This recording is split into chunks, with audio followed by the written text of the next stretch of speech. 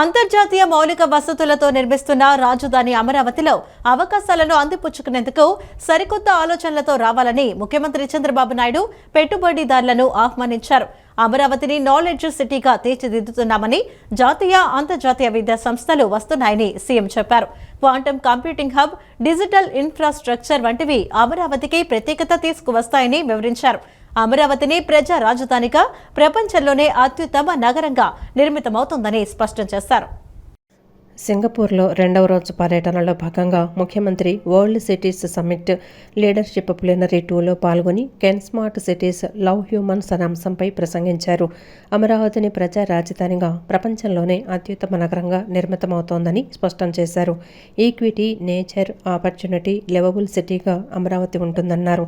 21 కిలోమీటర్ల కృష్ణానది పొడవున water front నగరంగా అమరావతి రూపుదిద్దుకుంటోందని, అలాగే ఇన్నర్, ఔటర్ రింగ్ రోడ్లు, ఐకానిక్ బ్రిడ్జిలతో అద్భుతంగా నిలుస్తుందని చెప్పారు. Sports, financial, knowledge, justice, tourism, health, media వంటి థీములతో అమరావతిని నిర్మిస్తున్నామని సీఎం తెలిపారు. Cycling, walking track, green field airport, under ground utilities, green energy, net zero లక్ష్యంగా రాజధాని నిర్మాణం జరుగుతోందన్నారు. ప్రపంచంలో మరెక్కడా లేని విధంగా ఒకే ఒక్క పిలుపుతో రాజధాని నిర్మాణం కోసం రైతులు 35,000 ఎకరాలను అప్పగిస్తే వాటిని అభివృద్ధి చేసి కొంత భాగాన్ని రైతులకు తిరిగి ప్లాట్లుగా ఇచ్చామని వివరించారు. 25 ఏళ్ల క్రితం తాను ఐటీ గురించి మాట్లాడానని, ఐటీ భవిష్యత్తును ఆ రోజే ఊహించి ఫస్ట్ మూవర్ అడ్వాంటేజ్ తీసుకోవడంతో ఇవాళ తెలుగు వాళ్ళు తలసరి ఆదాయంలో అందరికన్నా ముందున్నారని సీఎం అన్నారు. ఇప్పుడు ఏఐ గురించి ఆలోచన చేస్తున్నామన్నారు. నాడు తాను నిర్మించిన సైబరాబాదు నేడు తెలంగాణకు ప్రధాన ఆదాయ వనరుగా మారిందన్నారు.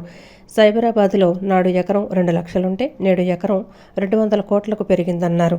అభివృద్ధి జరిగితే సంపద సృష్టి సాధ్యమవుతుందని చెప్పేందుకు సైబరాబాద్ నిదర్శనమని సీఎం వ్యాఖ్యానించారు. రాష్ట్ర విభజనతో మరోసారి కొత్త నగరాన్ని నిర్మించే అవకాశం తనకు లభించిందన్నారు. ప్రసంగం అనంతరం అక్కడ ఏర్పాటు చేసిన సింగపూర్ ఇన్నోవేషన్, టెక్నాలజీ ప్రదర్శన స్టాల్స్ను సందర్శించారు. సింగపూర్ పెవిలియన్లో ఏర్పాటు చేసిన అత్యాధునిక పట్టణాభివృద్ధి నమూనాలను సీఎం ఆసక్తిగా తిలకించారు. ఇన్నోవేటర్స్, అలెలో స్టార్టప్ల ఆవిష్కరణలను, గూగుల్ స్టాల్స్ను పరిశీలించారు. టెక్నాలజీ ఆధారిత పాలనలో సింగపూర్ అనుభవాలను తెలుసుకున్నారు.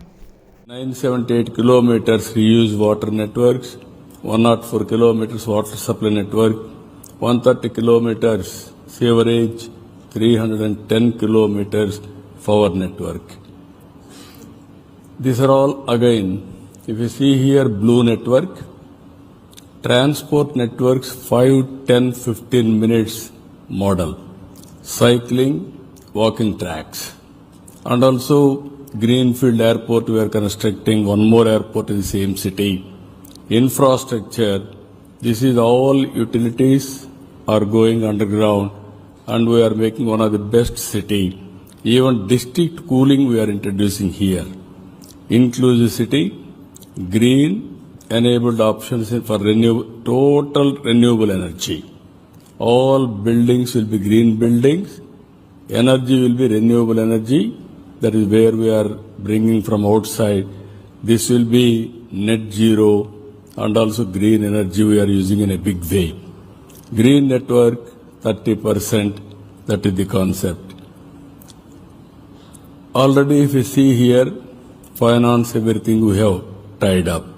There is no problem for finance. People are ready to finance it. After some time, monetization. I had an experience earlier. I built Cyberabad. At that time, it was 2 lakh acres per acre. Now, 200 crores per acre. It is only 20 years' time. Whenever there is a development, automatically wealth will be created. Godavari నదిలో కాలుష్య నివారణ చర్యల కోసం కేంద్ర కాలుష్య నియంత్రణ మండలి బృందాన్ని పంపించాలని కేంద్రాన్ని కోరినట్లు డిప్యూటీ సీఎం పవన్ కళ్యాణ్ చెప్పారు.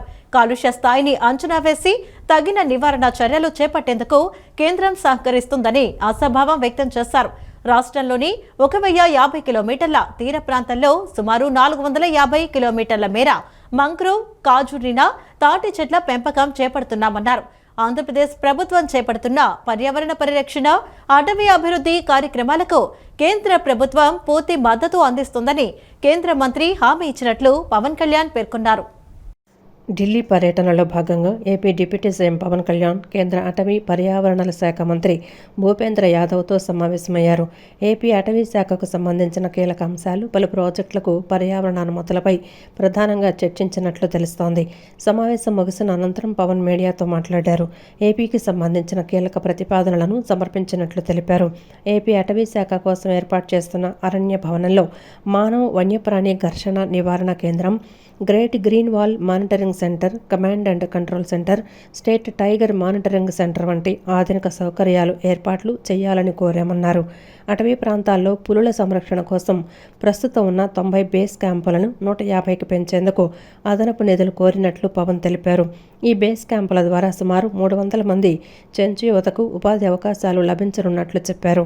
అటవీ ప్రాంతాల్లో గస్తీ నిర్వహణకు అవసరమైన మోటార్ బైకులు, డ్రై రేషన్ తదితర సౌకర్యాలకు కూడా కేంద్ర సహకారం కోరానని వెల్లడించారు. రాష్ట్రంలో పులుల సంఖ్య పెరగడంతో జన్యు వైవిధ్యం కాపాడేందుకు ఇతర రాష్ట్రాల నుంచి 6 ఆడపులులను తీసుకొచ్చేందుకు చర్చించామన్నారు. Something like AP Greening Society is there for Great Green Wall. So there is a centrally sponsored schemes would support the schemes which we are doing more or less a parallel schemes at state level. So from 26.5 green cover we came up to increase by 3%. That is one thing which I had conveyed to him. So AP around 1050 kilometers of coastline, we started planting around till 450 kilometers with mangroves and casuarina and palm trees. This is more for coast fortification and conservation.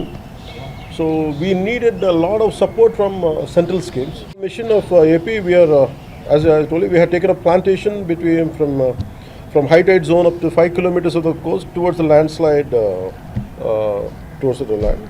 So we have demarcated into 3 zones and going for plantation. For that we sought his help, support also, which he generously he agreed.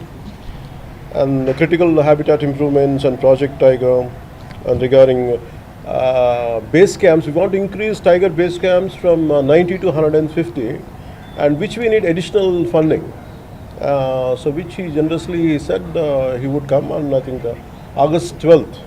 I think and he would be they would be sending a central team, and they would be guiding us on August 12th and how to take forward, and whatever support is needed, 100% Union government will be there, and it will take whatever your needs and requirements on that, we will fulfill completely.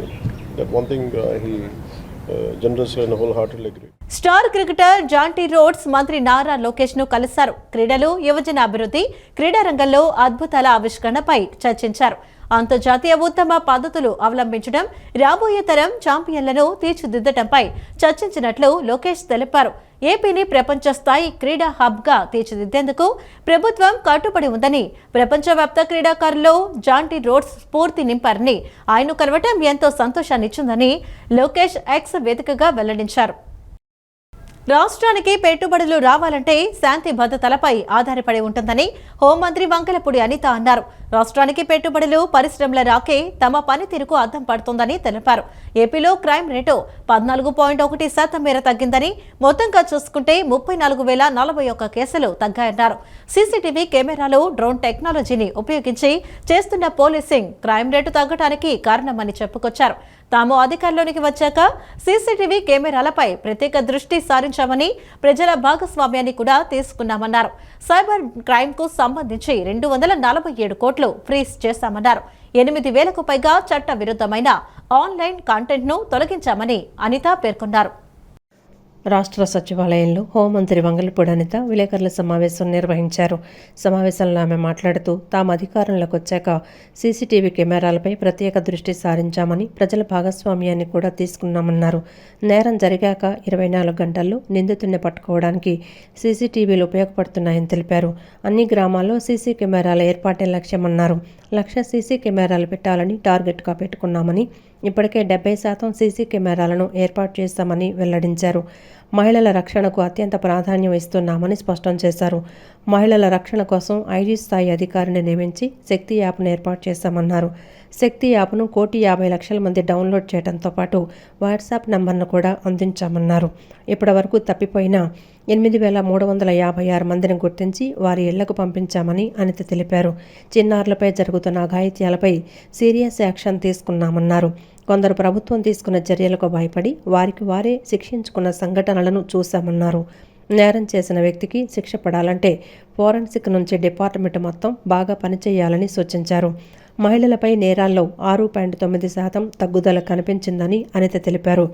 లైంగిక నేరాల్లో దర్యాప్తు నాణ్యత 31.41% నుంచి 90% పైగా సాధించామని చెప్పుకొచ్చారు. 591 మందికి లైంగిక నేరాల కింద శిక్షలు ఖరారయ్యాయని తెలిపారు. ఈగల్ టీమును పెట్టాక నార్కోటిక్స్పై చర్యలు తీసుకుంటున్నామన్నారు. గంజాయిని ప్రతి 3-4 నెలలకు ఒకసారి నాశనం చేస్తున్నామని తెలిపారు. మొత్తం 2,366 గంజాయి కేసులు నమోదవగా 986 మందిని అరెస్టు చేసినట్లు తెలిపారు. సైబర్ అరెస్టుల పేరుతో భయపెట్టి డబ్బులు కొట్టేస్తున్నారని, సైబర్ నేరాలకు వ్యతిరేకంగా వార్ రూమ్ ఏర్పాటు చేయాలని నిర్ణయించినట్లు తెలిపారు. పోలీస్ పనిచేయడం at the same time welfare. ఈరోజు పోలీస్ డిపార్ట్మెంట్లో ఇంతకు ముందు ఇన్సూరెన్స్ కూడా మంచిగా ఉండేది కాదు. భద్రత అని చెప్పి ఒక 2 లక్షల రూపాయలు ఇచ్చి వదిలేస్తే డెంగ్యూ ఫీవర్ వస్తే ఆ భద్రత కింద కూడా ఎవరికి వచ్చే పరిస్థితి ఉండేది కాదు.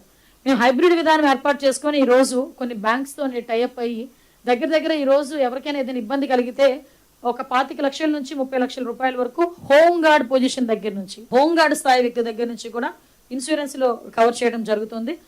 సో పక్క నుంచి పోలీస్ వెల్ఫేర్ చూస్తూనే ఈరోజు పోలీస్ డిపార్ట్మెంట్ కూడా చాలా ఎఫెక్టివ్గా పనిచేసే సామర్థ్యాన్ని కూడా పెంచుకుంది. మీ అందరికీ తెలియాలి, ఈరోజు పోలీస్ డిపార్ట్మెంట్ ఎంత హ్యాపీగా పనిచేసుకుంటున్నారంటే పరదాలు లేవు, ముందస్తు అరెస్టులు లేవు, హౌస్ అరెస్టులు లేవు, ప్రివెంటివ్ అరెస్టులు లేవు, అక్రమ అరెస్టులు లేవు.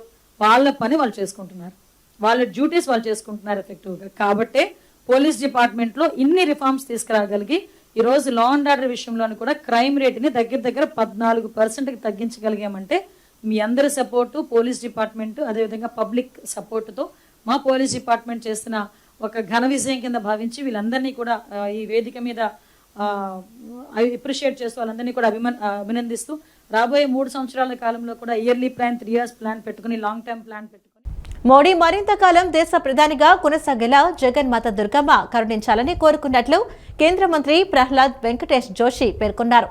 ప్రధాని నరేంద్ర మోదీ అత్యధిక కాలం సేవలందించిన ప్రధాన మంత్రుల్లో ఒకరిగా చరిత్ర సృష్టించారని కొనియాడారు. దుర్గమ్మ ఆశీస్సులు మోడీపై, ఎన్డీఏ ప్రభుత్వంపై ఉండాలని ఆకాంక్షించారు. కేంద్ర వినియోగదారుల వ్యవహారాలు, ఆహారం, ప్రజా పంపిణీ శాఖ మంత్రి ప్రహ్లాద్ జోషి విజయవాడ ఇంద్రకీలాద్రిపై కొలువైన కనకదుర్గ అమ్మవారిని దర్శించుకున్నారు. విజయవాడ పశ్చిమ శాసనసభ్యుడు సుజనా చౌదరి, బీజేపీ రాష్ట్ర అధ్యక్షుడు పివిఎన్ మాధవ్, జిల్లా అధ్యక్షుడు అడ్డూరి శ్రీరాములతో కలిసి వచ్చిన కేంద్ర మంత్రికి దేవస్థానం ధర్మకర్తల మండలి చైర్మన్ బొర్రా రాధాకృష్ణ గాంధీ, ఈవో సీనా నాయక్కు స్వాగతం పలికారు. అమ్మవారి దర్శనం అనంతరం వేద పండితులు కేంద్ర మంత్రికి వేదాశీర్వచనం చేసి ప్రసాదాలు అందజేశారు. ఈ కార్యక్రమంలో ధర్మకర్తల మండలి సభ్యులు అవ్వార్ శ్రీనివాసరావు, బి రాఘవరాజు తదితరులు పాల్గొన్నారు. ఈ సందర్భంగా కేంద్ర మంత్రి మాట్లాడుతూ ప్రధాని నరేంద్ర మోదీ అత్యధిక కాలం సేవలందించిన ప్రధానమంత్రులలో ఒకరిగా చరిత్ర సృష్టించారని కొనియాడారు. మోదీ నాయకత్వంలోని కేంద్ర ప్రభుత్వం ఆంధ్రప్రదేశ్ అభివృద్ధికి పూర్తి స్థాయిలో కట్టుబడి ఉందని స్పష్టం చేశారు. 2014కు ముందు దేశ ఆర్థిక వ్యవస్థ తీవ్ర సవాళ్లను ఎదుర్కొందని, ప్రస్తుతం ప్రపంచంలోనే అత్యంత వేగంగా అభివృద్ధి చెందుతున్న ఆర్థిక వ్యవస్థగా భారత్ ఎదిగిందని తెలిపారు. నరేంద్ర మోదీ మరింత కాలం ప్రధానిగా కొనసాగాలని తాను దుర్గమ్మను కోరుకున్నట్లు జోషి చెప్పారు. हम अलग अलग जगह जाके 12 वर्ष का अचीवमेंट के बारे में हम जनता के सामने हमारा रिपोर्ट कार्ड, हमारा प्रोग्रेस कार्ड रख रहे हैं. तो उसी समय इधर सुप्रसिद्ध बहुत जागृत देवस्थान कनक दुर्गा माता मंदिर को मैंने इधर दर्शन के लिए आया था. आज जो मोदी जी ने बदलाव लाया है देश में एज ए प्राइम मिनिस्टर, वो और भी लंबा समय तक चलने का बहुत ही ज़रूरत है. देश को विकसित भारत बनाने का संकल्प माननीय प्रधानमंत्री जी का है. उन्होंने लोगों से भी ऐलान किया है कि हमको विकसित बना के ही रहना है. इसके लिए मैंने प्रार्थना किया हूँ. 12 वर्ष तो माननीय मोदी जी ने किया है, उसके साथ ही साथ और लंबे समय तक उनके अच्छे आयु और स्वास्थ्य दे दे, देश की सेवा वो कर सके और भारत को विकसित बन सके, ये प्रार्थना करने के लिए हम सब लोग इधर आए। హోంమంత్రి అనితపై మాజీ మంత్రి గుడివాడ అమర్నాథ్ చేసిన వ్యాఖ్యలపై ఉప ముఖ్యమంత్రి పవన్ కళ్యాణ్ అభ్యంతరం వ్యక్తం చేశారు. ఈ వ్యాఖ్యలను ఖండిస్తున్నట్లు తెలిపారు. మహిళల కట్టుబొట్టుపై వ్యాఖ్యానం చేసే స్థాయికి వైఎస్ఆర్సీపీ నేతలు దిగజారిపోయారని పవన్ విమర్శించారు. ఆ వ్యాఖ్యలు కేవలం అనితను అన్నట్లు కాదని సగటు మహిళలందరినీ కించపరిచినట్లేనని పవన్ అభిప్రాయపడ్డారు. స్త్రీల గురించి మాట్లాడేటప్పుడు జాగ్రత్తగా ఉండాలని, ప్రజా జీవితంలో ఉన్నవారి నోటి నుంచి వచ్చే ప్రతి మాటను పౌర సమాజం గమనిస్తోందన్న విషయాన్ని మర్చిపోవద్దని AP deputy CM Pawan Kalyan హెచ్చరించారు. రాజకీయాల్లో విమర్శలు, ప్రతి విమర్శలు ఉంటాయని, అవి విధానపరంగానే ఉండాలని అభిప్రాయపడ్డారు. ఏదైనా ఓ విధానం నచ్చకపోతే ఆ విషయంపైనే విమర్శించాలన్నారు. నోటికొచ్చినట్లు ఇళ్లలోని స్త్రీలను కించపరిచే నైజం ఉన్న పార్టీ నేతలు చేసే వ్యాఖ్యల్ని బలంగా తిప్పికొట్టాలని కూటమి నేతలకు సూచించారు. వారు మాట్లాడే మాటలు ఎంతటి అభ్యంతరకరమైనవో ప్రజలకు తెలియచెప్పాలన్నారు. పౌర సమాజం హర్షించే భాషలోనే కూటమి నేతలందరూ బలంగా బదులివ్వాలని పవన్ స్పష్టం చేశారు. అవతలి పార్టీ వాళ్లల్లా దిగజారుడు భాష, అర్ధరహిత వ్యాఖ్యలు కూటమికి అవసరం లేదన్నారు. వైఎస్ఆర్సీపీ నేత మాజీ మంత్రి గుడివాడ అమర్నాథ్ వ్యాఖ్యలపై హోంమంత్రి వంగలపూడి అనిత స్పందించారు. రాజకీయ ముసుగులో నేరాలకు పాల్పడే వారిపై సరైన సమయంలో స్పందిస్తానని అన్నారు. తనతో సహా మహిళల్ని కించపరిచే విధంగా రాజకీయ ముసుగు వేసుకుని మాట్లాడుతున్న వారికి మరో వేదికపై ఖచ్చితంగా సమాధానమిస్తానని అన్నారు. పోలీసు శాఖ పనితీరుపై గొప్పగా చెప్పుకునే సమయంలో అనవసర వ్యక్తులు చేసిన వ్యాఖ్యలపై చర్చకు తావివ్వనని హోంమంత్రి అనిత స్పష్టం చేశారు. ఎక్కడైనా ఒక మాట పొరపాటున మాట్లాడితే తమ ముఖ్యమంత్రి తమను పిలిచి మందలిస్తారన్నారు. అది ఇతర పార్టీలు ఎందుకు పాటించవో అర్థం కాదని తెలిపారు. మహిళల్ని కించపరిచేవారు, అసభ్య పోస్టులు పెట్టేవారు తమకు కూడా తల్లి చెల్లి ఉన్నారని గ్రహించాలని హితవు పలికారు. ఒక ఆడబిడ్డపై పెట్టే పోస్టు ఆ తల్లికి తెలియాల్సిన అవసరం ఉందన్నారు. అంటే యాక్చువల్గా దీని గురించి సపరేట్గా మాట్లాడదాం, ఎందుకంటే నేను చాలా మంచి మూడ్లో వచ్చాను. నేను 2 సంవత్సరాలు ఇంత ఎఫెక్టివ్గా పోలీస్ డిపార్ట్మెంట్ పనిచేసి మా డిపార్ట్మెంట్ అందరినీ నేను అప్రిషియేట్ చేసుకునే మంచి పొజిషన్లో అలాంటి విజ్ఞత లేని వాళ్ళ గురించి మాట్లాడి నన్ను నేను తగ్గించుకోదలుచుకోలేదు. కానీ మాట్లాడతా ఒక ప్లాట్ఫామ్ మీద మాట్లాడతా. కానీ ఇది కాదు ఆ ప్లాట్ఫామ్. ఇది నా డిపార్ట్మెంట్ ప్రైడ్, నా డిపార్ట్మెంట్ 2 సంవత్సరాల కష్టం. ఈ కష్టానికి, ఈ ప్రైడ్కి సంబంధించి ఎవడో విజ్ఞత లేని వాళ్ళు మాట్లాడితే దాని గురించి ఈ ప్లాట్ఫామ్ మీద సమాధానం చెప్పను, వేరే ప్లాట్ఫామ్ మీద అతి తొందరలో సమాధానం చెప్తా. కానీ ఇది సందర్భంగా దయచేసి నాకు అది వదిలేయండి, ఎందుకంటే దాని గురించి మాట్లాడితే ఇదంతా ఒకే వెళ్ళిపోద్ది. నా 2 సంవత్సరాలు నా డిపార్ట్మెంట్ కష్టం ఇది. హోంమంత్రి అనితపై మాజీ మంత్రి గుడివాడ అమర్నాథ్ చేసిన వ్యాఖ్యలపై రాష్ట్ర మహిళా కమిషన్ చైర్పర్సన్ రాయపాటి శైలజ ఆగ్రహం వ్యక్తం చేశారు. మహిళల గౌరవాన్ని కించపరిచే వ్యాఖ్యలను తీవ్రంగా ఖండించారు. రాజకీయాల్లో విమర్శలు సహజం, కానీ మహిళలను అవమానించేలా మాట్లాడటం ఏమాత్రం సమర్థనీయం కాదన్నారు. ఒక మహిళా మంత్రిని మేకప్ మంత్రి అని సంబోధించడం ఆమెను మాత్రమే కాదు, మహిళలందరినీ అవమానించినట్లేనని రాష్ట్ర మహిళా కమిషన్ చైర్పర్సన్ రాయపాటి శైలజ అన్నారు. మహిళల రూపం, దుస్తులు, మేకప్ గురించి మాట్లాడటం రాజకీయ విమర్శ కాదని, అది మహిళల గౌరవాన్ని కించపరచడమేనని మండిపడ్డారు. ఒక మహిళను ఆమె రూపాన్ని బట్టి కాదు, ఆమె పనితీరు, సామర్థ్యాన్ని బట్టి అంచనా వేయాలని సూచించారు. ప్రజలు ఎన్నుకున్న ప్రజాప్రతినిధులు ఇలాంటి వ్యాఖ్యలు చేయటం మరింత బాధాకరమన్నారు. రాజకీయ విభేదాలు ఉంటే విధానాలపై చర్చించాలి గాని వ్యక్తిగత దూషణలకు దిగకూడదని హితవు పలికారు. ఇలాంటి వ్యాఖ్యలు మరింత మంది మహిళలు రాజకీయాల్లోకి రావాలనే ఆసక్తిని దెబ్బతీసే ప్రమాదం ఉందన్నారు. గుడివాడ అమర్నాథ్ వెంటనే తన వ్యాఖ్యలను వెనక్కు తీసుకుని మహిళలకు బహిరంగ క్షమాపణ చెప్పాలని డిమాండ్ చేశారు. రాష్ట్ర హోంమంత్రి వంగలపూడి అనితపై వైసీపీ మాజీ మంత్రి అమర్నాథ్ చేస్తున్న వ్యాఖ్యలు ఎన్టీఆర్ జిల్లా టీడీపీ అధ్యక్షురాలు గద్దె అనురాధ, బీజేపీ రాష్ట్ర అధికార ప్రతినిధి యామిని శర్మ తీవ్రంగా ఖండించారు. యథారాజా తథా ప్రజా అన్నట్లు జగన్మోహన్ రెడ్డి తన తల్లిని, చెల్లిని, బాబాయ్ కూతుర్నే గౌరవించలేదని, అదేవిధంగా వైసీపీ నేతలు కూటమి మహిళా నేతలను అగౌరవపరుస్తూ వ్యాఖ్యలు చేస్తున్నారని తెలిపారు. అమర్నాథ్ బేషరతుగా రాష్ట్రంలోని మహిళలకు హోంమంత్రికి క్షమాపణలు చెప్పాలని డిమాండ్ చేశారు. రాష్ట్ర హోంమంత్రి వంగలపూడి అనితపై వైసీపీ మాజీ మంత్రి అమర్నాథ్ చేసిన వ్యాఖ్యలను ఖండిస్తూ టీడీపీ ఎన్టీఆర్ జిల్లా అధ్యక్షురాలు గద్దె అనురాధ ఆధ్వర్యంలో పటమట డొంక రోడ్లో నిరసన కార్యక్రమాన్ని నిర్వహించారు. ఈ కార్యక్రమంలో బీజేపీ రాష్ట్ర అధికార ప్రతినిధి యామిని శర్మ, కూటమి మహిళా నాయకులు, మాజీ కార్పొరేటర్లు పాల్గొన్నారు.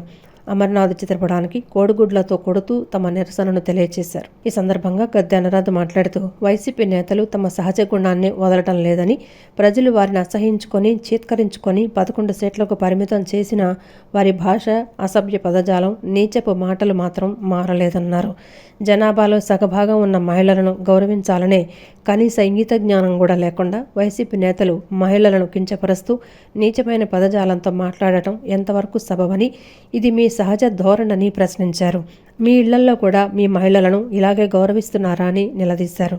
వైసీపీ మాజీ మంత్రివర్యులు గుడివాడ అమర్నాథ్ ఆయన చేసిన వ్యాఖ్యలు నిజంగా మహిళా లోకం సిగ్గుపడేటట్లున్నాయి. మీ సహజ గుణం ఏదైతే ఉందో గత 5 సంవత్సరాల్లో ప్రజలందరూ కూడా చాలా చీత్కరించుకున్నారు, అసహ్యించుకున్నారు. కాబట్టే ఈ రోజున మిమ్మల్ని 11 సీట్లకి పరిమితం చేశారు. అయినా కూడా మీ భాషా ప్రయోగం, మీ అసభ్యమైన పదజాలం, నీచమైన మాటలు ఏ మహిళ కూడా ఇవాళ హర్షించదు. ఈ రోజున జనాభాలో సగభాగం ఉన్న మహిళలు, వాళ్ళు గౌరవం వాళ్ళకి దక్కాలి. ఇవాళ నారా చంద్రబాబు నాయుడు గారు, నారా లోకేష్ గారు, మోడీ గారు వీరంతా కూడా చట్టసభల్లో 33% రిజర్వేషన్ కోసం ఇవాళ మాట్లాడుతూ ఉంటే, మీరు మాత్రం మహిళల్ని చాలా నీచమైన పదజాలంతో మీ ఇష్టం వచ్చినట్లుగా మాట్లాడటం ఎంతవరకు సబబు? అంటే ఇది మీ సహజ ధోరణ? మీ ఇళ్లల్లో మీ మహిళల్ని కూడా మీరు ఇలాగే గౌరవిస్తున్నారా అంటే అవుననే సమాధానం వస్తుంది. మీ నాయకుడు జగన్. అనంతరం యామిని శర్మ మాట్లాడుతూ, ఆడవాళ్లు ఏ చీర కట్టుకుంటే మీకెందుకు, మేకప్ వేసుకుంటే మీకెందుకు, ఎలా ఉంటే మీకెందుకు అని ప్రశ్నించారు. వైసీపీ నేతలకు అహంకారంతో కళ్ళు నెత్తికెక్కిపోయాయి కాబట్టి ప్రజలు రాజకీయంగా వైసీపీని 11 సీట్లకు పరిమితం చేశారన్నారు. యథారాజా తథా ప్రజ అన్నట్లు జగన్మోహన్ రెడ్డి తన తల్లిని, చెల్లిని, బాబాయ్ కూతుర్నే గౌరవించలేదని, అదేవిధంగా వైసీపీ నేతలు కూటమి మహిళా నేతలను అగౌరవపరుస్తూ వ్యాఖ్యలు చేస్తున్నారని తెలిపారు. అమర్నాథ్ బేషరతుగా రాష్ట్రంలోని మహిళలకు, హోంమంత్రికి క్షమాపణలు చెప్పాలని డిమాండ్ చేశారు. సామాన్య ప్రజల పట్ల, మీ కార్యకర్తలకు కానీ మీ నాయకులకు కానీ మహిళల పట్ల ఎటువంటి చులకన భావం ఉందో అర్థం చేసుకుంటున్నాము. బేషరతుగా అమర్నాథ్ బయటకు వచ్చి ఇప్పుడు అనిత గారికి, రాష్ట్రంలోని మహిళలందరికీ కూడా ఆయన క్షమాపణ చెప్పేంత వరకు ఈ రాష్ట్రంలోని మహిళలు వదిలిపెట్టేది లేదు మిమ్మల్ని. గతంలో మీరు పాలన చేసినప్పుడు, ఆ తర్వాత ఎలక్షన్ వచ్చినప్పుడు గడప గడపకని వెళ్తే గడప గడపకి ఉన్నటువంటి మహిళలు మీకు ఎలా బుద్ధి చెప్పారో మీకు తెలుసు. ఎన్ని లక్షల మంది మహిళలు తాళి తెంపారో మీకు తెలుసు కల్తీ లిక్కర్ తోటి. ఇంకా సరిపోలేదు, ఎంత శాపనార్థాలు పెట్టించుకుంటారు మీరు, ఇంకెంత అరాచకం చేస్తారు. ఈ రోజున బయటకు వచ్చి చూడండి. ముసుగులో ఉండటం కాదు జగన్మోహన్ రెడ్డి గారు, మీరున్న పాలనలో 5 సంవత్సరాలు మీ ఇంటి పక్కన అత్యాచారాలు జరిగితే మీరు పట్టించుకున్న పాపన పోలేదు. మీరు పార్టీలో ఉన్నటువంటి నాయకులు పాలన అమ్ములతో బూతులు తిడుతూ బూతులో రాజకీయంగా బతికారు. ఇప్పుడు కూడా మారరా మీరు? మారకపోతే మీలో మార్పు తీసుకొచ్చేంత వరకు రాష్ట్రంలో ఉన్న మహిళలు వదిలిపెట్టరని చెప్పని ఈ సందర్భంగా హెచ్చరిస్తారు. కూటమి ప్రభుత్వ 2 సంవత్సరాల పాలనలో ప్రజలకు బాధ్యతాయుతమైన పాలన అందించామని ఎంపీ కేశినేని శివనాథ్ తూర్పు నియోజకవర్గ ఎమ్మెల్యే గద్దె రామ్మోహన్ చెప్పారు. కూటమి ప్రభుత్వం 2 ఏళ్ల పాలనలో అభివృద్ధి, సంక్షేమం బాటన వెళుతోందని తెలిపారు. ఎన్నికల మేనిఫెస్టోలో చెప్పని అనేక పథకాలను కూడా అమలు చేస్తున్నట్లు వెల్లడించారు. 5 సంవత్సరాల వైసీపీ పాలనలో రాష్ట్రం అన్ని విధాలుగా తీవ్రంగా నష్టపోయిందని, ఎంతో అనుభవం ఉన్న ముఖ్యమంత్రి నారా చంద్రబాబు నాయుడు తనకున్న సమర్థతతో ఈ 2 సంవత్సరాలు చక్కగా పాలించారని చెప్పారు. ప్రభుత్వం అంటే నమ్మకమని, ఆ నమ్మకాన్ని ముఖ్యమంత్రి నారా చంద్రబాబు నాయుడు రాష్ట్ర ప్రజలకు కల్పించారని ఉద్ఘాటించారు. కూటమి ప్రభుత్వ పాలన 2 సంవత్సరాలు పూర్తి చేసుకున్న సందర్భంగా విజయవాడ తూర్పు నియోజకవర్గ పరిధిలోని 13వ డివిజన్ డొంక రోడ్డు చివర ఆంధ్ర కళ్యాణ మండపంలో విజయోత్సవ సభ జరిగింది. ఈ సభకు మొమ్మనేని ప్రసాద్ అధ్యక్షత వహించారు.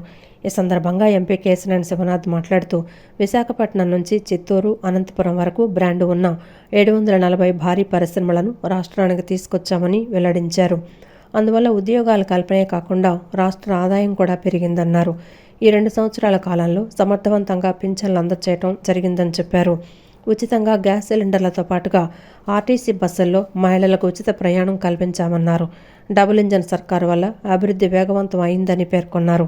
బీజేపీ, జనసేన, టీడీపీ కలిసి రానున్న కాలంలో మరింతగా అభివృద్ధి చేస్తామన్నారు. రాష్ట్రంలోని అన్ని నియోజకవర్గాల్లో నిర్వహించిన సర్వేలో ఎమ్మెల్యే గద్దె రామ్మోహన్ మొదటి స్థానంలో నిలవడం చాలా అభినందనీయమని ఎంపీ కేశినేని శివనాథ్ కొనియాడారు. రాష్ట్రాన్ని అభివృద్ధిలో ముందుకు తీసుకెళ్తామని తెలియజేసుకుంటూ ఈ 2 ఏళ్ల పాలన పండగ సంబరాలను ప్రజలతో పంచుకుంటానికి ఇటువంటి వేదికలు ప్రతి నియోజకవర్గంలోనూ పెట్టాం. రేపు పార్లమెంటు నియోజకవర్గం మొత్తం కూడా గొల్లపూడిలో CA కన్వెన్షన్ హాల్లో కూడా పార్లమెంటు మొత్తం పెట్టబోతున్నాం. మేము 3 పార్టీలు మరో 30 సంవత్సరాలు ముందుకు వెళ్ళే విధంగా ప్రణాళికలు రచించడమే కాకుండా రాష్ట్రాన్ని అగ్రగామి రాష్ట్రంగా, దేశాన్ని అతిపెద్ద ఆర్థిక శక్తి గౌరవ ప్రధానమంత్రి నరేంద్ర మోడీ గారు చెప్పినట్టు వికసిత్ భారత్ 2047, ముఖ్యమంత్రి గారు పవన్ కళ్యాణ్ గారు చెప్పినట్టు స్వర్ణాంధ్ర 2047 ముందుగా తీసుకెళ్తామని తెలియజేసుకుంటూ అందరికీ ధన్యవాదాలు. అనంతరం ఎమ్మెల్యే గద్దె రామ్మోహన్ మాట్లాడుతూ ముఖ్యమంత్రి నారా చంద్రబాబు నాయుడు గతంలో విజన్ 2020 పేరుతో విడుదల చేసిన డాక్యుమెంట్ ప్రకారం చేసిన అభివృద్ధి పనుల వల్లనే హైదరాబాద్లో నేడు సాఫ్ట్వేర్ రంగం అభివృద్ధి చెందిందన్నారు. ఉమ్మడి ఆంధ్రప్రదేశ్లోని ప్రతి ఇంటిలో ఒక వ్యక్తి విదేశాల్లో సాఫ్ట్వేర్ రంగంలో ఉద్యోగాలు చేస్తున్నారంటే అది విజన్ 2020 ద్వారానే సాధ్యమైందన్నారు. ఇప్పుడు కూడా అదేవిధంగా 2047 పేరుతో ప్రకటించిన డాక్యుమెంట్ వల్ల యువత భవిష్యత్తు బంగారం అవుతుందన్నారు. రానున్న కాలంలో బాధ్యతగా ప్రజలకు మరింత సేవ చేసే విధంగా పాలన సాగిస్తామని ఎమ్మెల్యే గద్దె రామ్మోహన్ అన్నారు. ఈ విధంగా సూపర్ 6 అమలు పరుస్తూ ఉన్నాం. దాంట్లో అమలు పరచని ఏదైనా ఉంటే వాటికి కారణాలు ఇవన్నీ కూడా ఒక బాధ్యతగా ప్రజలకి తెలియజెప్పడానికి ఈ కార్యక్రమం. ఈ రోజున ఎంపీ గారు కానివ్వండి, రాష్ట్ర పార్టీ నాయకులు కానివ్వండి, తెలుగుదేశం పార్టీ కార్యకర్తలు కానివ్వండి, అందరూ కూడా ఇక్కడికి విచ్చేసి చర్చించుకొని రానున్న 3 సంవత్సరాలు మనం చేయవలసిన కార్యక్రమాలు, ఏ విధంగా సంక్షేమ కార్యక్రమాలను ముందు తీసుకువెళ్ళాలా, అభివృద్ధి కార్యక్రమాలు ముందు తీసుకువెళ్ళాలా, ఇవన్నిటిని కూడా సమీక్ష చేసుకోవడానికి ఈ యొక్క రోజున మేము సమావేశం ఏర్పాటు చేసుకోవడం జరిగింది. ఇది పండుగ లేకపోతే ఇంకోటి అని నేను అనుకోవట్లేదు.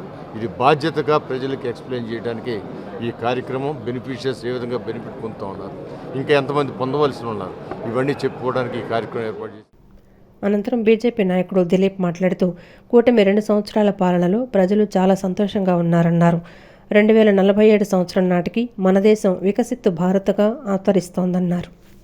మనం గమనించినట్టయితే 2004 నుంచి 14 దాకా ఇచ్చిన నిధులు, అట్లానే 14 నుంచి 26 వరకు ఇచ్చే నిధులు 300 రెట్లు పెరిగి ఈ విధంగా మొన్న కూడా 14 లక్షల కోట్లు ఆంధ్రప్రదేశ్ ఫారం అయినాక ఏ విధంగా అయితే సెంట్రల్ ఫండ్స్ ఇవాళ ఆంధ్రప్రదేశ్కి రావటమో దాన్ని మనం ఏ విధంగా అయితే పరుగులు తీస్తా ఈ కూటమి ప్రభుత్వం డబుల్ ఇంజన్ సర్కార్ నడుస్తుందనేది మనం అందరం గమనించవచ్చు.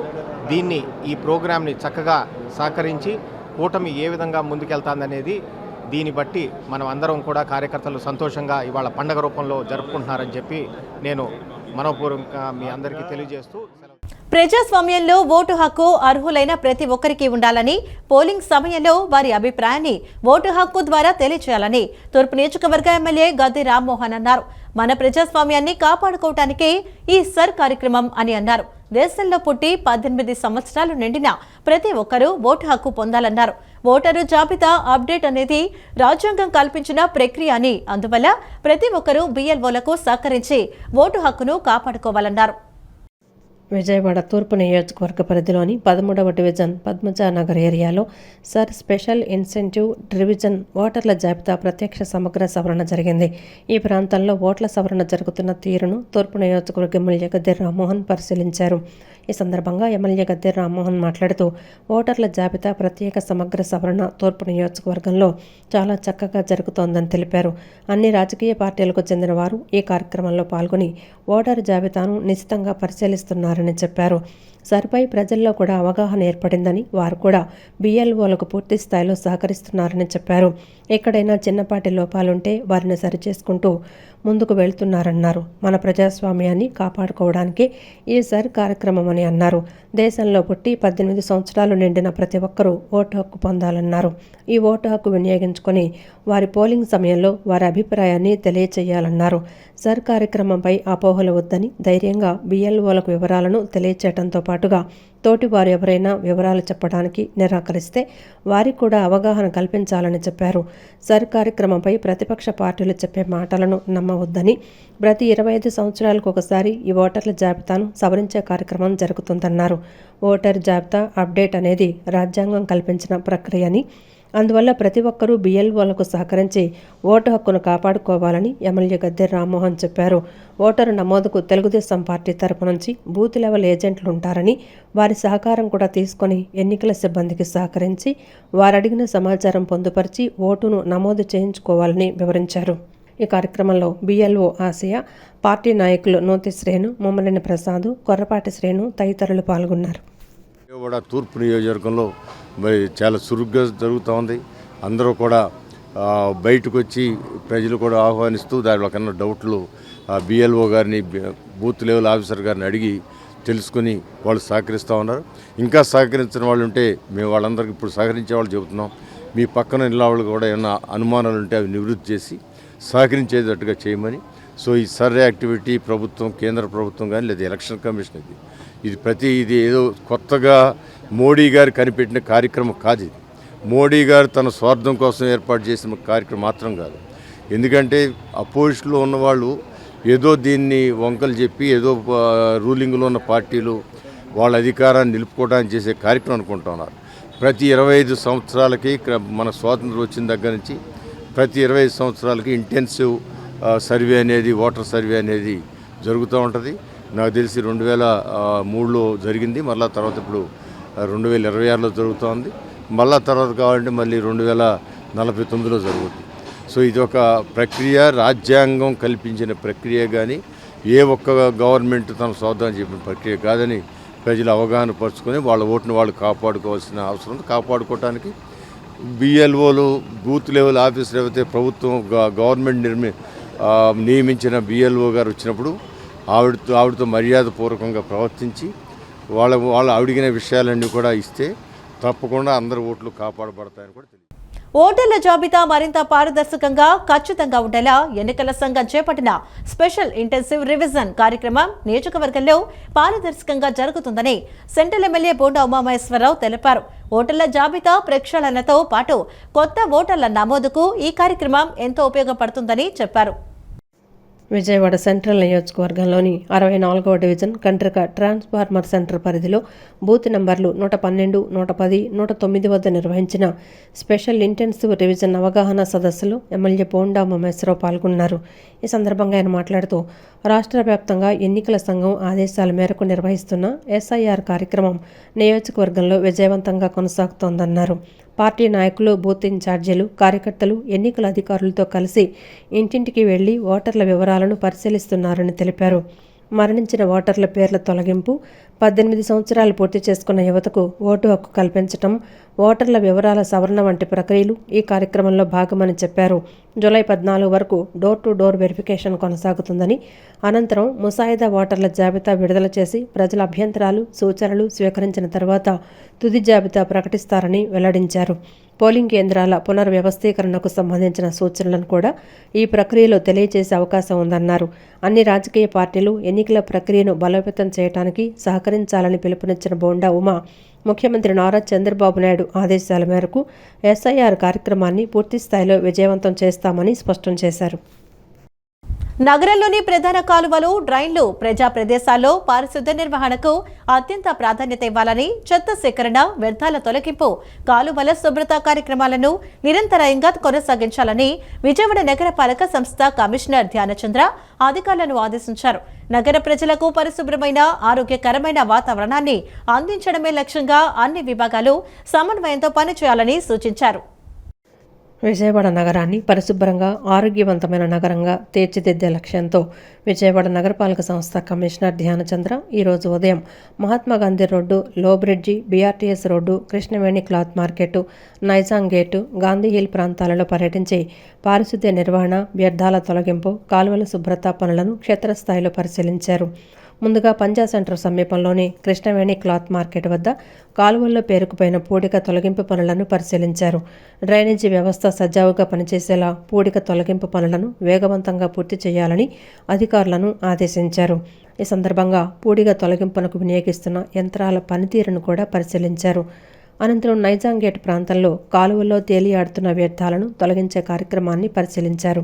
వర్షాకాలాన్ని దృష్టిలో ఉంచుకొని కాలువల్లో చెత్త పేరుకుపోకుండా నిరంతర పర్యవేక్షణ చేపట్టాలని, వ్యర్థాల తొలగింపు చర్యలను మరింత సమర్థవంతంగా నిర్వహించాలని అధికారులకు సూచించారు.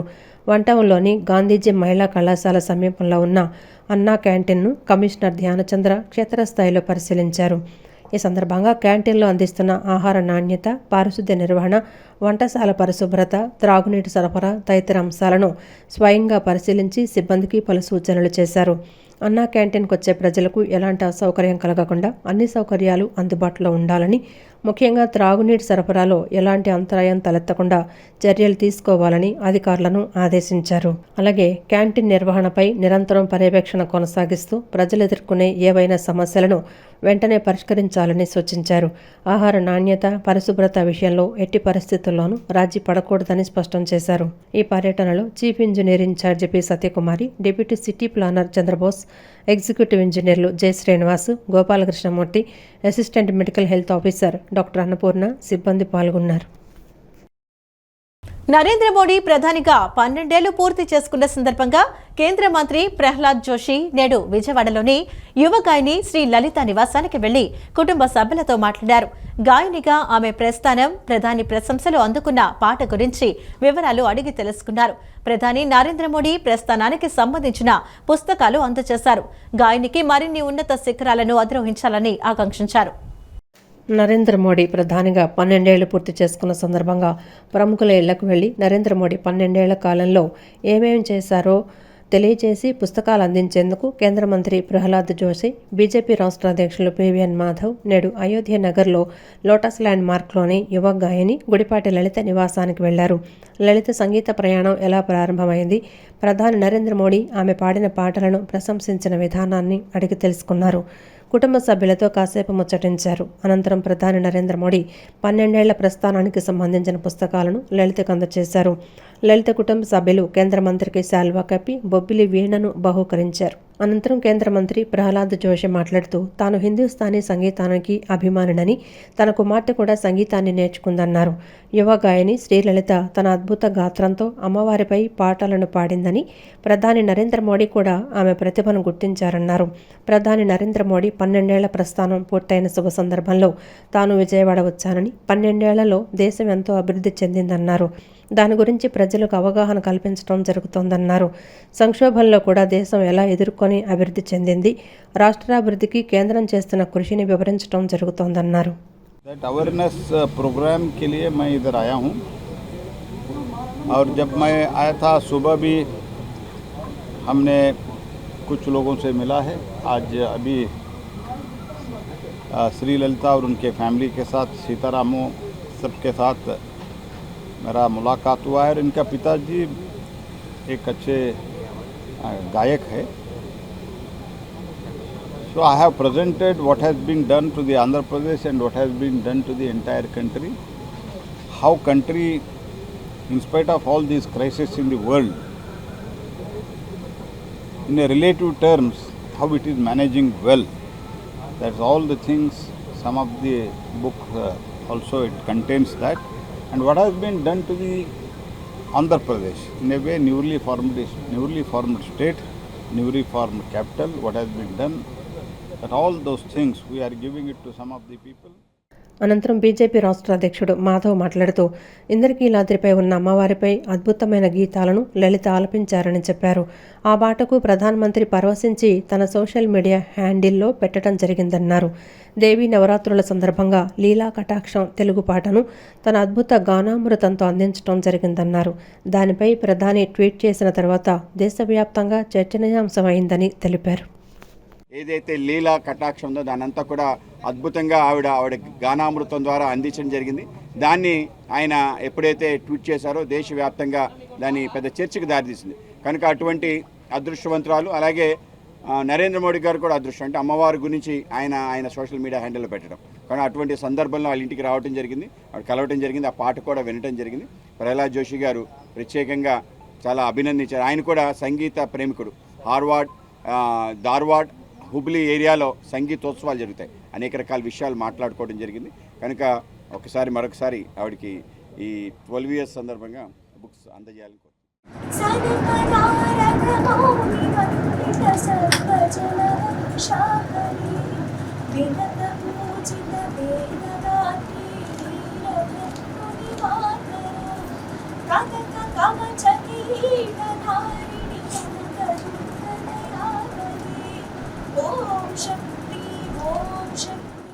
రాష్ట్రంలో సోషల్ మీడియా వేదికలపై తమ అభిప్రాయాలను వ్యక్తం చేస్తున్న ప్రతిపక్ష నాయకులు, కార్యకర్తలు సాధారణ ప్రజలపై కూటమి ప్రభుత్వం కక్షపూరితంగా వ్యవహరిస్తూ అక్రమ కేసులు నమోదు చేయడం ప్రజాస్వామ్యానికి ప్రమాదకర సంకేతమని ఎన్టీఆర్ జిల్లా వైసీపీ అధ్యక్షులు దేవినేని అవినాష్ అన్నారు. ప్రజల గొంతుకగా నిలుస్తున్న సోషల్ మీడియాను అణచివేసేందుకు భయభ్రాంతులకు గురి చేసే విధంగా వ్యవహరించడం రాజ్యాంగం కల్పించిన భావ వ్యక్తిగత స్వేచ్ఛపై దాడి చేయడమేనని పేర్కొన్నారు. రాష్ట్రంలో సోషల్ మీడియా వేదికలపై కూటమి ప్రభుత్వం కొనసాగిస్తున్న అణిచివేత చర్యలు, అక్రమ కేసులు, ప్రజాస్వామ్య హక్కుల ఉల్లంఘనలను నిరసిస్తూ రాష్ట్ర YSR Congress party social media విభాగం ఆధ్వర్యంలో విజయవాడ తుమ్మలపల్లి కళాక్షేత్రం వద్ద నిరసన కార్యక్రమం జరిగింది. ఈ నిరసన కార్యక్రమంలో ఎన్టీఆర్ జిల్లా అధ్యక్షులు దేవినేని అవినాష్, మాజీ ఎమ్మెల్యే మల్లాది విష్ణు, తిరువూరు ఇన్ఛార్జి నల్లగట్ల స్వామిదాసు, రాష్ట్ర social media organising president Dodda Anji Reddy, మాజీ మేయర్ రాయన భాగ్యలక్ష్మి, మాజీ డిప్యూటీ మేయర్ బెల్లందుర్గ, రాష్ట్ర ప్రధాన కార్యదర్శి షేక్ ఆసిఫ్, జిల్లా సోషల్ మీడియా అధ్యక్షురాలు పగిడిపాటి చైతన్య, మాజీ జడ్పీ చైర్మన్ నల్లగట్ల సుధారాణి మరియు వైఎస్ఆర్సీపీ నేతలు పాల్గొన్నారు. ఈ సందర్భంగా దేవినేని అవినాష్ మాట్లాడుతూ రాష్ట్రంలో సోషల్ మీడియా వేదికలపై తమ అభిప్రాయాలను వ్యక్తం చేస్తున్న ప్రతిపక్ష నాయకులు, కార్యకర్తలు, సాధారణ ప్రజలపై కూటమి ప్రభుత్వం కక్షపూరితంగా వ్యవహరిస్తూ అక్రమ కేసులు నమోదు చేయడం ప్రజాస్వామ్యానికి ప్రమాదకర సంకేతమని అన్నారు. ప్రజల గొంతుకుగా నిలుస్తున్న సోషల్ మీడియాను అణచివేసేందుకు భయభ్రాంతులకు గురిచేసే విధంగా వ్యవహరించడం రాజ్యాంగం కల్పించిన భావ వ్యక్తీకరణ స్వేచ్ఛపై దాడి చేయటమేనని పేర్కొన్నారు. ప్రభుత్వ వైఫల్యాలను ప్రశ్నించే వారిపై కేసులు పెట్టడం, సోషల్ మీడియా కార్యకర్తలను వేధించడం, పోలీసు వ్యవస్థను రాజకీయ కక్ష సాధింపుకు ఉపయోగించడం ప్రజాస్వామ్య విలువలకు విరుద్ధమన్నారు. ప్రజల సమస్యలను ఎత్తిచూపే స్వరాలను అణచివేయడం ద్వారా ప్రభుత్వం తన అసమర్థతను దాచుకునే ప్రయత్నం చేస్తోందని విమర్శించారు. భావ వ్యక్తీకరణ స్వేచ్ఛను హరించే చర్యలను ప్రజలు గమనిస్తున్నారని, ప్రజాస్వామ్యాన్ని కాపాడేందుకు పార్టీ అన్ని స్థాయిల్లో పోరాటాన్ని కొనసాగిస్తుందని దేవినేని అవినాష్ స్పష్టం చేశారు. భయపెట్టే రాజకీయాలు ఈరోజు ఈ కూటమి ప్రభుత్వంలో జరుగుతున్నాయి. దాన్ని నిరసిస్తూ వెంటనే ఫేస్బుక్ వారు కానివ్వండి, లేకపోతే మిగతా వారు కానివ్వండి, వాళ్ళందరూ గారు మా పేజీని వెంటనే పొందించాలని చెప్పని ఈరోజు ప్రజల పక్షాన నిలబడే పార్టీ వైఎస్ఆర్ కాంగ్రెస్ పార్టీ. ఇలాంటి మీరు నీచమైన పనులు ఎన్ని చేసినా, ఎంత దిగజారిపోయినా మేము మాత్రం ప్రజల పక్షాన పోరాటం చేసుకుంటూ ముందుకు వెళ్తామని చెప్పని మిగిలిన వేదికల ద్వారా మీరు చేసే అన్యాయమైన కార్యక్రమాలన్నీ కూడా నిలదీస్తామని అందరూ చెప్తూ సెలవు తీసుకుంటున్నాం. భావించాలి అని అంటే ఖచ్చితంగా సోషల్ మీడియా జోలికి వెళ్ళకండి. మేము అధికారంలో ఉన్నప్పుడు ఇవన్నీ చేశామా? మేము అధికారంలో ఉన్నప్పుడు మీ గొంతు నొక్కేటటువంటి ప్రయత్నం చేశామా? ఈరోజు మీరు ఎందుకని మా సోషల్ మీడియాకు సంబంధించినటువంటి వాళ్ళ మీద అక్రమ కేసులు పెడతారు? ఎందుకని ఫేస్బుక్ని మూసేసేటటువంటి ప్రయత్నం చేశారు? కాబట్టి వైఎస్ఆర్ కాంగ్రెస్ పార్టీ ఈరోజు ఇన్ఛార్జీలు, మాజీ మేయర్లు, అలాగే డిప్యూటీ మేయర్లు, వివిధ హోదాల్లో ఉన్నటువంటి వారు, అలాగే Anji Reddy working president social media ఆధ్వర్యంలో ఈరోజు ఈ కార్యక్రమం జరగడం జరిగింది. ఖచ్చితంగా ప్రజలు గొంతు కూడా నొక్కే విధంగా ఈరోజు సోషల్ మీడియాని ఆపుతున్నారు అంటే వీళ్ళు చేతకాని పాలన, వీళ్ళు చేవలేని పాలన, నిజాలు, వీళ్ళు చేస్తున్న దుర్మార్గాలు, దాష్టికాలు, నిజాలు ప్రజలకి ఎక్కడ తెలిసిపోతాయి అన్న ఒక ఉద్దేశంతో ఈరోజు సోషల్ మీడియా గొంతు నొక్కడం జరుగుతుంది. మాజీ మంత్రి గుడివాడ అమర్నాథ్, హోంమంత్రి వంగలపూడి అనితపై చేసిన వ్యాఖ్యలు మహిళలను అవమానమించే విధంగా ఉన్నాయని సెంట్రల్ తెలుగు మహిళా నాయకులు మండిపడ్డారు. మహిళల ఆత్మగౌరవాన్ని దెబ్బతీసే వ్యాఖ్యలను వెంటనే వెనక్కి తీసుకుని రాష్ట్ర మహిళా లోకానికి బహిరంగ క్షమాపణ చెప్పాలని డిమాండ్ చేశారు. సింగనగర్లోని డాక్టర్ బిఆర్ అంబేద్కర్ విగ్రహం వద్ద సెంట్రల్ నియోజకవర్గ తెలుగు మహిళా కమిటీ ఆధ్వర్యంలో మాజీ మంత్రి గుడివాడ అమర్నాథ్ వ్యాఖ్యలకు నిరసనగా ఆందోళన నిర్వహించారు. ఈ సందర్భంగా ఆయన చిత్రపటంపై కోడిగుడ్లు పగలగొట్టి నిరసన తెలిపారు. ఈ సందర్భంగా వారు మీడియాతో మాట్లాడుతూ రాజకీయ విమర్శలు సహజమే అయినప్పటికీ మహిళల వ్యక్తిత్వాన్ని కించపరిచే వ్యాఖ్యలు చేయడం తగదని పేర్కొన్నారు. హోంమంత్రి వంగలపూడి అనితపై చేసిన వ్యాఖ్యలు ప్రతి మహిళను అవమానించే విధంగా ఉన్నాయని ఆగ్రహం వ్యక్తం చేశారు.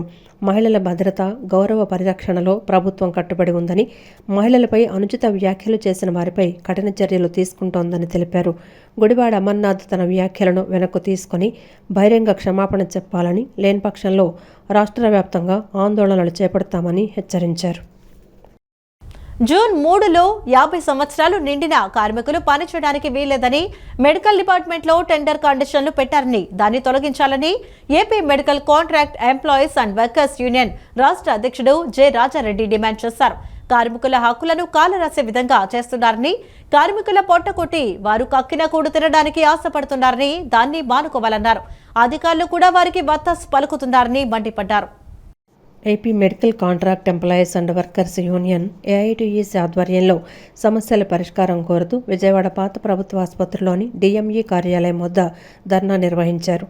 ఈ సందర్భంగా AP medical contract employees and workers union రాష్ట్ర అధ్యక్షుడు జె రాజారెడ్డి మాట్లాడుతూ జోన్ 3లో 50 సంవత్సరాలు నిండిన కార్మికులు పనిచేయడానికి వీల్లేదని, మెడికల్ డిపార్ట్మెంట్లో టెండర్ కండిషన్లు పెట్టారని, వాటిని తొలగించాలని తాము కోరుతున్నామని చెప్పారు. ముఖ్యమంత్రి దగ్గరి బంధువుని అని చెప్పే పద్మావతి ఏజెన్సీస్కు సంబంధించిన కాంట్రాక్టర్ భాస్కర నాయుడు టెండర్ కండిషన్స్లో తీసేయాలనుందని, కాబట్టి తీసేస్తున్నారని చెప్పారన్నారు. కానీ టెండర్ కండిషన్స్లో తొలగించమని లేదని, 50 సంవత్సరాలు దాటిన వారిని చేర్చుకోకూడదని ఉందన్నారు. గత కొన్నేళ్లుగా పనిచేస్తున్న కార్మికులను 50 సంవత్సరాలు నిండాయని తొలగించడం అన్యాయమన్నారు. చంద్రబాబు ప్రభుత్వం రిటైర్మెంట్ వయసును 50 సంవత్సరాల నుంచి 62 సంవత్సరాలకు పెంచారని, కానీ వైద్య రంగంలో వచ్చేసరికి మాత్రం 50 సంవత్సరాలకు ఫిట్నెస్ తగ్గిపోతుందని కాంట్రాక్టర్ చెప్తున్నారని తెలిపారు. 600 ఇవ్వాలి, పిఎఫ్ ఇవ్వాలి. అదేవిధంగా సెలవులు మరి ప్రభుత్వమే సంవత్సరానికి 14 సెలవులు ఇవ్వాలని ప్రభుత్వం నిబంధనలు ఉంటే నేను 3-4 సెలవుల కంటే ఇవ్వను, మీరంతా కూడా కట్టు బానిసలు, మీరు పని చేయాల్సిందే, లేకపోతే మేము మీ జీతంలో కట్ చేస్తానని చెప్తున్నాను. ఇది కూడా చాలా అన్యాయము. దీని విషయంలో కూడా మేము కోర్టుకు వెళ్తాం, కోర్టు మెట్లకి ఖచ్చితంగా అది సాధిస్తాం. కాంట్రాక్టర్ వెంటనే 50 సంవత్సరాలు నిండిన కార్మికులను విధుల్లోకి తీసుకోవాలి, లేకపోతే మరి భవిష్యత్తులో ఏపీఎంఎస్ఐడి ఎండీ గారి ఆఫీసును కూడా ముట్టడించి తగిన గుణపాఠం ఈ ప్రభుత్వానికి చెప్తామని చెప్పి ఈ సందర్భంగా హెచ్చరిస్తాం. అనంతరం ఏఐటీయూసీ రాష్ట్ర ప్రధాన కార్యదర్శి వెంకట సుబ్బయ్య మాట్లాడుతూ ప్రభుత్వ రంగ సంస్థల్లో పదవీ విరమణ వయసు 62 సంవత్సరాలైతే డిఎంఈలో మాత్రం 50 ఏళ్లకే వయోపరిమితి ఎందుకు పెట్టారని ప్రశ్నించారు. ఇది చాలా దుర్మార్గం అని చెప్పారు.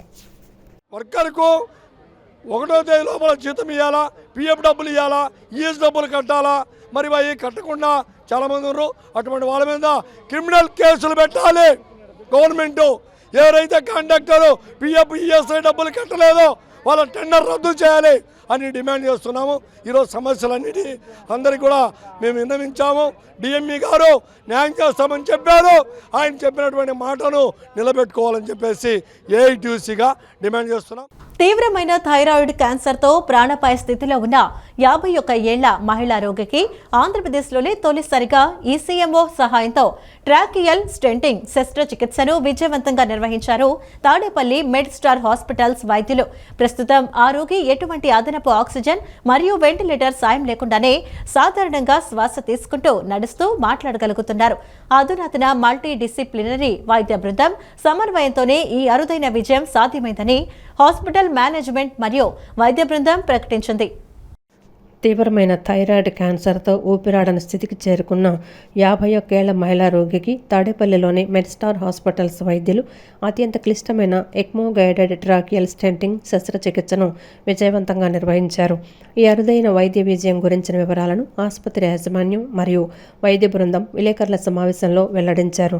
విలేకరుల సమావేశంలో ఇంటర్వెన్షనల్ కార్డియాలజిస్ట్ మరియు executive director doctor Vijay Chaitanya, ఆసుపత్రి pulmonary medicine head doctor Saitej Pavirala మాట్లాడుతూ సదరు మహిళ కొన్ని సంవత్సరాలుగా థైరాయిడ్ క్యాన్సర్తో బాధపడుతున్నారని తెలిపారు.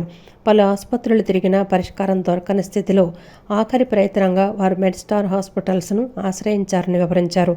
బ్రోంకోస్కోపీ పరీక్షలో రోగి శ్వాసనాళం సూది రంధ్రమంత మాత్రమే మిగిలి లోపలంతా క్యాన్సర్ గడ్డలతో బ్లాక్ అయినట్లు గుర్తించామన్నారు. ఈ ప్రమాదాన్ని అధిగమించడానికి కార్డియోథొరాసిక్ సర్జరీ విభాగం chairman doctor PV Naresh Kumar నేతృత్వంలోని బృందం సాయంతో రోగికి తక్షణమే కృత్రిమ గుండె ఊపిరితిత్తుల యంత్రం సపోర్టును ఏర్పాటు చేసినట్లు తెలిపారు. ఎక్మో సాయంతో రోగి పరిస్థితి స్థిరపడిన తర్వాత పాత ట్యూబ్ను తొలగించి శ్వాసనాళంలోని అడ్డంకులను తొలగిస్తూ అత్యంత క్లిష్ట పరిస్థితుల్లో ట్రాకియల్ స్టెంట్ను విజయవంతంగా అమర్చామని వివరించారు. స్టంట్ వేయటంతో శ్వాస మార్గం పూర్తిగా తెరుచుకుందని, దీంతో ఆపరేషన్ థియేటర్లోనే రోగిని ఎక్మో సపోర్టు నుండి సురక్షితంగా తొలగించామని వైద్యులు ప్రకటించారు. ఈ శస్త్రచికిత్సను విజయవంతం చేయడంలో కీలక పాత్ర పోషించిన ఎనస్థీషియా బృందం సభ్యులు రామ్మోహన్, ప్రవీణ్ మరియు క్రిటికల్ కేర్ టీం సభ్యులు సంజీవ్ రెడ్డిలను ఆసుపత్రి యాజమాన్యం అభినందించింది. సంథింగ్ ఏంటంటే రకరకాల హాస్పిటల్లో వీళ్ళు ప్రయత్నించారు, కానీ సొల్యూషన్ దొరకలేదు. అలాంటి పరిస్థితిలో చివరిగా మమ్మల్ని అప్రోచ్ అవ్వటం జరిగింది. మా కార్డియోథొరాసిక్ సర్జన్ డాక్టర్ నరేష్ గారి నేతృత్వంలో ఒక టీం లాగా ఏర్పడి దీనికి ఏం చేయొచ్చు అని ఆలోచించగా మాకు ఎక్మో గైడెడ్ ట్రేకియల్ స్టంటింగ్ అనేది ప్రయత్నిద్దాం, ఇది పేషెంట్కి డెఫినెట్గా బెనిఫిట్ అవుతుంది అన్న ఉద్దేశంతో ఈ ప్రొసీజర్ అనేది తీసుకుంటాం జరిగింది. దీని గురించి మన సాయి తేజ్ గారు, మన ఇంటర్వెన్షనల్ పల్మనాలజిస్ట్, అండ్ సబ్సిక్వెంట్గా మన నరేష్ గారు కూడా దీని గురించిన వివరాలను అందిస్తారు. నేను డాక్టర్ విజయ్ చైతన్య అండి, ఇంటర్వెన్షనల్ కార్డియాలజిస్ట్. ఆవిడకి అసలు వచ్చేటప్పుడు మాట్లాడడానికి లేదు, గాలి తీసుకోవడానికి లేదు, అలాంటిదప్పుడు ఆవిడ మాట్లాడగలుగుతున్నారు, ఆక్సిజన్ అనేది తీసుకోగలుగుతున్నారు. So this everything is possible because we as a team work here. So I'm a interventional pulmonologist, sir is interventional cardiologist, sir is CTVS surgeon, so who is head of the ECMO and all, and sir is our critical care team. So whenever is possible, as a team is working to grow the department is always important. So on this note, I want to thank Vijay Chaitanya Garu, the executive director, for bringing this kind of team and giving this infrastructure and providing all the facilities. And I also thank Naresh sir for timely intervention of this ECMO and doing this job very great. ECMO పెడితే ఆ టైంలో procedure చేసేసిన తర్వాత మనం blood supply అది హార్ట్కి ఇచ్చేసరికి వెంటనే మళ్ళీ రికవర్ అవుతారు. మళ్ళీ 1 గంట 2 గంటలో ECMO తీసేస్తాం. సో ఈ ECMO సర్వీసెస్ అన్నది మా దగ్గర ఇప్పుడు ఆల్మోస్ట్ 4 ECMO మిషన్లు ఉన్నాయి. చాలా పెద్ద హాస్పిటల్స్లో కూడా ECMO మిషన్స్ చాలా తక్కువ ఉంటాయి. అండ్ ఇక్కడ మన ఆంధ్రప్రదేశ్ క్యాపిటల్ రాజధాని ఏరియాలో ఈ సర్వీసెస్ మనకి చాలా అవసరం అని చెప్పి నేను హాస్పిటల్ స్టార్టింగ్ నుంచే ముందు నుంచి కూడా మనం ఆల్ ఫెసిలిటీస్ పెట్టుకొని మా దగ్గర ECMO టెక్నీషియన్స్ కూడా 4 ఆల్ ట్రైన్డ్ ECMO టెక్నీషియన్స్ ఉన్నారు. సో ఈ మా పేషెంట్స్ తాలూకా రిలేషన్స్ కూడా ఉన్నారు. అలానే సరే చేద్దాం, నేను చేయగలను అని చెప్పి మాకు ధైర్యం చెప్పి ఆపరేషన్ చేశారు సార్. ఇవాళ మా అమ్మగారు చాలా బాగుంది, తిరుగుతుంది, అసలు మాట్లాడగలుగుతుంది. అప్పుడు ఆయన మాకు ధైర్యం ఇచ్చి మాకు రిస్క్ నేను చేసి పెడతానని చెప్పి ఆయన ఈ వార్తలు ఇంతటితో సమాప్తం. నమస్కారం.